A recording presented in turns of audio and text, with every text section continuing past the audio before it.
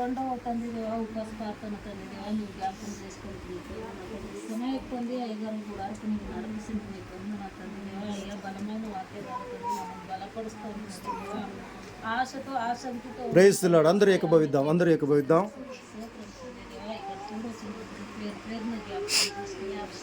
ప్రతి కుటుంబం ఆశీర్వదించబడాలి. నీ బాధ్యత ప్రతి కుటుంబం ఆశీర్వదించబడాలి. ప్రార్థన చేద్దాం. ప్రతి ఒక్కరు కూడా ప్రార్థన చేద్దాం. ఏకభవిద్దాం. ప్రార్థనలో తోడుగా ఉందాం. ప్రార్థనలో దేవుడు సాయం చేయలాగన ఒకరి పట్ల ఒకరు ఆపేత కలిగి మన దేశంలో మనం ఒక్కరం కాదు అన్ని కుటుంబాలు బాగుండాలి. హైందవులు, మహమ్మదీయులు, క్రైస్తవులు అందరి కుటుంబాలు బాగుండాలి.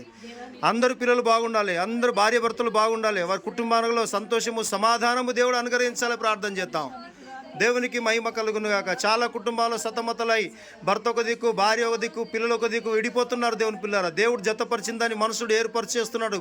ఈ దినాల్లో అనేక కేసుల ద్వారా, విడాకుల ద్వారా కుటుంబాలు పాడైపోతున్నాయి. మనం విడాకులు తీసుకోవద్దు. దేవుని పిల్లరా, దేవుడు జతపరిచిన దాని మరణం వరకు కూడా తోడుండాలని దేవుడు కోరుకుంటున్నాడు. హల్లెలూయా, నీకే స్తోత్రం, స్తోత్రం, స్తోత్రం.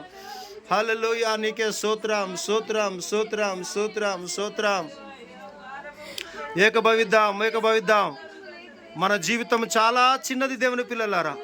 మనం ఈ దినం బ్రతికున్నంటే దేవుడు మన ధన్యత ఇచ్చాడు, మనకు ఆశీర్వదించాడు. ఈ దినం బ్రతికున్నందుకు మన పిల్లలతో, భర్తతో, భార్యతో, కుటుంబంతో నువ్వు ఈ దినం సంతోషంగా ఉన్నావంటే ఇది ఆనందకరమైన జీవితంలో ఆయనకి ఏమి రుణం తీర్చినా మనం చాలది దేవుని పిల్లరా.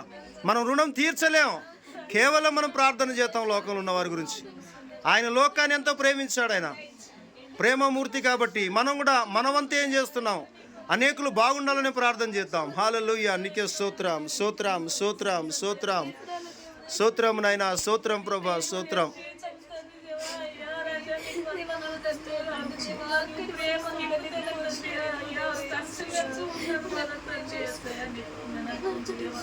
ఈ లోక ప్రేమ ఉండదు, కేవలం ఈ ప్రేమ ఉండని దానికి సహాయం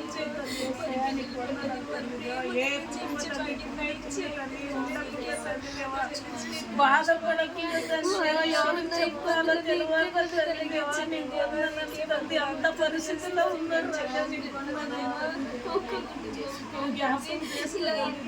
దేవానికి స్తోత్రం, స్తోత్రం ప్రభా, స్తోత్రం.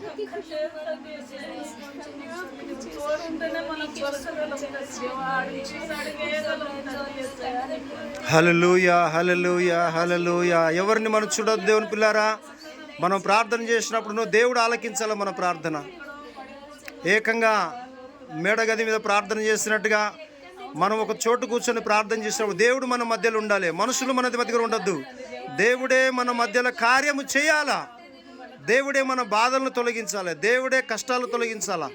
మనిషి తొలగించలేడు. అయ్యా తండ్రి దేవా, ఏక మాట తండ్రి దేవా, ఏక మాట తండ్రి ఎవరిలో తండ్రి దేవా, అయ్యా తండ్రి తండ్రి ఏదో సమాధానం తండ్రి దేవా, అయ్యా ప్రేమ తండ్రి దేవా, తండ్రి దేవా, నీ గౌరవ భక్తునికి సహాయం చేయండి.